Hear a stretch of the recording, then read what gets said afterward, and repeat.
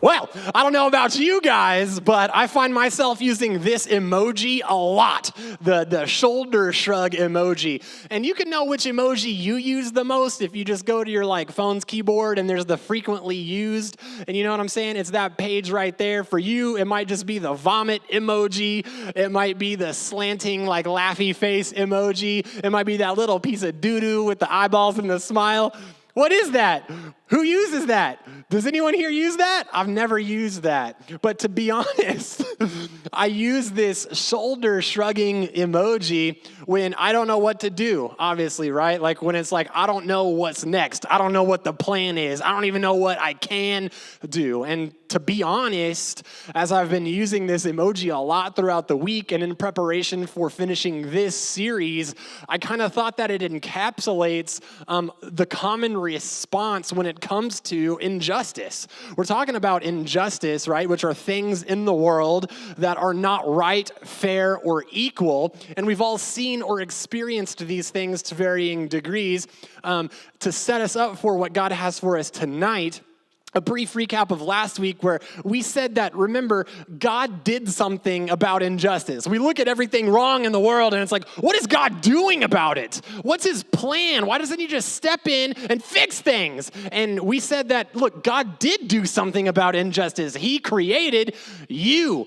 And if you are working towards resolving injustice, then God is working because God is in you. He's in me and he's in us. But honestly, it's kind of easy to do something once, isn't it? It's kind of easy to do something. It's a lot harder to keep on doing something, right? Right? We get discouraged eventually. We're it starts off great, but then it kind of maybe goes down or something, our reach, our impact, or just our feelings towards it. Maybe we change or we grow and evolve. Maybe we just kind of forget and we need God to remind us about why that issue was so important to us in the first place. We need to get back to caring as much as we did back then because the fire has just kind of faded. Maybe you're sitting in this place tonight, and as we've been talking about injustice, you feel injustice has always happened. It's always existed. If I do something, it's still just going to keep on happening. And so you kind of throw the shrug emoji. You're what's really the point? Maybe you feel I'm just one person. I can't make a really big impact. Shrug emoji. Maybe you feel you're tired of trying to get everyone else to care as much as you do about the thing that you care about most, about the justice that you long to see, the people who are marginalized and excluded and not accepted and bullied and made fun of, right? And you're I want to see a change here. And you're telling your friends about it because you're so passionate about it. And they're just I don't really, doesn't really hit me, right? So you get discouraged. Maybe you've been speaking up for a really long time and you've been a voice to the voiceless and you've been trying to be a hope to the hopeless and a light in the darkness and it hasn't made much of a difference yet. You're I created that Instagram page to bring awareness. I got 13 followers. It's been 6 years. You're discouraged. Shrug emoji. Right? Why would it make a difference now? Why should I even keep on? I should just quit. But I want y'all to hear something tonight, and I want us always to be reminded of this simple fact. Big things are made up of small things. You might feel small, but we serve a big God. Am I right? Yes? Okay, thank you. I'm just making sure y'all are still awake. I'm reminded of this story. Y'all might have heard it before, but there's this weather event that happened that caused all of these tiny little starfish to wash up onto the beach, and then the water receded, and so they were stranded on dry land, just getting picked up by birds on the beach, and the sun beating down on them, and they were all just going to die by the thousands and thousands. And there's this little boy who sees that, and he says something, or he sees something wrong, he says something, and then he does something, and he starts picking them up and eating them back into the sea. He's going to make a difference. And now it would be pretty easy to get discouraged after a while when you're just throwing one or two at a time and you see the absolute magnitude of the thousands and thousands before you, feeling I could never possibly make a difference. Well, there was an old man watching the boy chunking him back into the sea, and he comes up to the kid and says just that. He's Junior, what are you doing? You couldn't possibly make a difference in the face of this huge problem. And the little kid picks up one more starfish, and he looks the guy back in the face, and he says, I made a difference to this one. And he yoinks him into the sea. And right, like that mattered. It mattered to that one, didn't it? And that matters to the one that you could change or affect or impact to some degree too, even if you never even see it. You might feel small, but we serve a big God. You know, there's this book in the Bible, it's one of my favorites. It's called James. So if you have a Bible, go ahead and open to it now. We're going to be in chapter 2. James was actually Jesus' brother, and he was writing to some Christian churches. And we can know that and realize, hey, that's us. We're Christians. We're in a church. Like, he's writing to us. The same things that he wrote then apply now. Well, what does he write? James chapter 2, starting in verse 15. He says, suppose a brother or sister is without clothes and daily food. We see something wrong. If one of you says to them, go in peace, keep warm, be well fed, but does nothing about their physical needs, what good is it?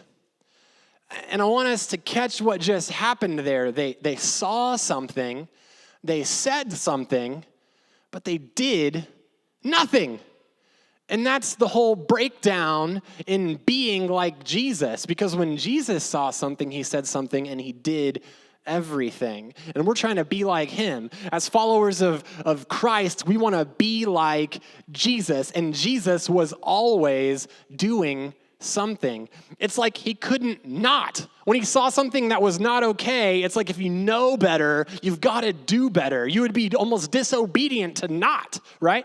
In the very next verse, if we read on, James says, in the same way, faith, if you've put your faith in Jesus Christ, if you believe in him, if you call yourself a follower of Jesus, by itself, if it's not accompanied by action, it's dead. You got dead faith. If you sit there and say you believe, but you don't do anything, you don't put your faith into action, if you're not really applying it, if you're just keeping it to yourself, we're never meant to be the end user of our faith. If that's the case, your faith is dead. And I would wonder if you've even been truly saved in the first place, because it's faith without works is dead. There's got to be this evidence and this fruit, right? It's not the works that save you, but if you saved, you gonna work, right? I hope that makes sense.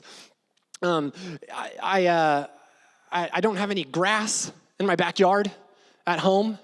I never have. We've lived in this house a while. It's never had grass.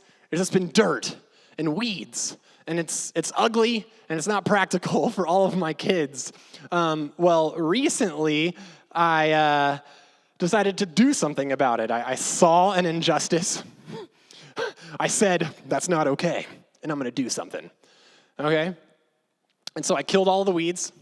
Then I rented a tiller, which was expensive as heck and big, and I put in all this work and time and energy.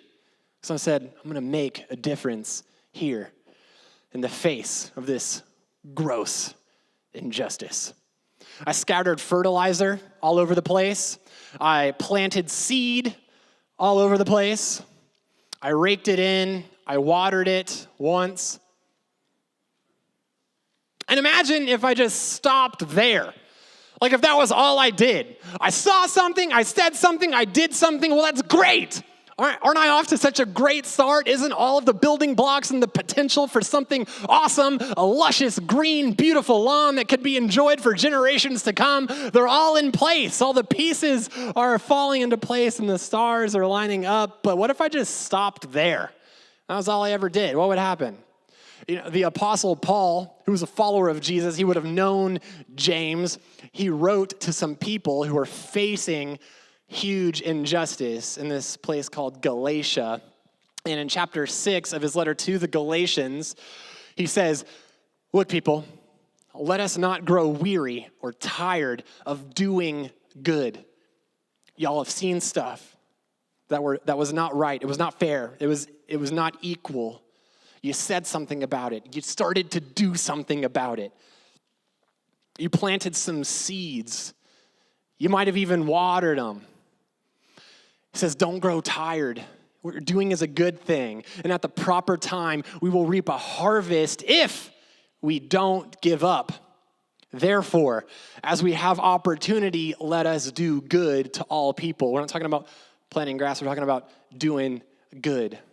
So why do I mention this? Because doing good once is great. But once we start, we can't stop. 6 years ago, this student ministry sponsored a child from Ecuador named Wilmer through Compassion International. I wanted to share with y'all that yesterday was Wilmer's 10th birthday. We got him when he was 4 years old, and we have dramatically, through your generosity, impacted his life and changed it. Over the course of these years, thousands of dollars have been donated, which have enabled him to buy new and clean clothes, which have enabled him to have access to education. We've given him Christmas gifts and birthday gifts. Some of y'all have written letters. And most importantly, he's had access to and been shared with the gospel of Jesus Christ. It's amazing. We also kind of went to the next level and sponsored another child, a girl named Gift from Uganda, and have been doing the same thing for a couple of years now. In a similar way, we've been faithful for years with our partners, The Refuge in Austin, to ensure healthy, gospel-centered rest and long-term rehabilitation for child survivors of sex trafficking in our area. Imagine if we started all of this and then we stopped. It would end up like my yard. All of this potential, all of this greatness is right there. All of this opportunity to make an impact and to make a change that'll last for generations. It will have just ended if you just stop. It'll just wither up and die. The momentum of ministry will just die. With my yard, I gotta keep people off of it right now. I've got to protect it. I've got to water it continuously. It takes constant attention. At some point, I'll be able to step back a little bit and just kind of maintain it here and there. But right now, I got to keep dumping, figuratively speaking, gas on that fire. I don't want to burn it all down. But you got to keep going with the momentum. Doing something once is great. You could just give one gift. You could just make one social media post about an injustice. That's great. You could wear the t-shirt or something. That's great. You could have a conversation with someone who's a different color than you. Great. That's step number one. What are you going to keep doing? I'm glad you started. Keep it up. I want to encourage you, don't grow weary of doing good. At the proper time, you'll reap a harvest if you don't give up, and you're going to get discouraged more than likely. There's going to come those times, but you know where discouragement comes from? The devil. It doesn't come from God, all right? He's saying, keep it up. Way to go. I'm proud of you. Good job. Let's do this together. And we look around, and we're all in it together too. So what is it for you personally as we finish up this series? Is it standing up for someone at school who's different in your social network or maybe even just in the comments who makes posts and they just get ridiculed or something? Is it raising money for a cause that you feel passionate about, knowing that maybe not everyone's going to be as passionate about it as you are, but that's why God made you? Is it using your creativity and your talent to just spread awareness to an issue that maybe people didn't know existed before? And they just need to know. Because you can't, like we said in week 1, you can't do something if you don't see it. What injustice just doesn't sit right with you? Where do you see people being treated unfairly? What do you see in the world that's just not right? And you might feel like that little boy in a starfish, right? You're like, what could I do? But I tell you, it'll make a difference on some level, and that's important. Because doing something is better than doing nothing. And whatever it is inside you, I think it was put there by the Holy Spirit. It was put there by God to burden your heart to make a change in Jesus' name in that category.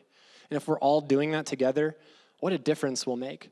What a widespread impact for the gospel will make all over this place. So may you see something. May you say something. Use your voice. May you do something. And may you keep doing something. This is our bottom line for tonight. When it comes to injustice, never stop doing something.